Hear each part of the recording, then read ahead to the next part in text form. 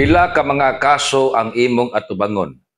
Panalitan nakapirma ikaw og post-dated check og sa pizza na nga gi-encash sa imuhang giisyuhan sa mao nga cheque ni untol kay wa nimo nasudli.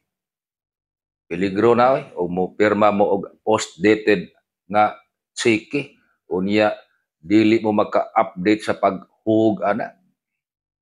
Duha ka kaso ang atubangon. Una, kalapasan sa Batas Pambansa bilang 22 kining gitawag og bouncing checks law. Ikaduha, estafa ubos sa Article 315 sa Revised Penal Code.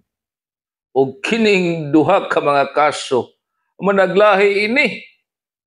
Mahimo nga ang korte ug makonbikto ka, silutan ka sa kasong estafa ubos sa Revised Penal Code ug makonbikto pa ka sa usa ka kaso, silutan ka na sa kalapasan sa Batas Pambansa bilang 22. Busa labing maayo gyud og mo-issue ka mo og post-dated check, siguro nga sa panahon nga kini mo due dunay sud.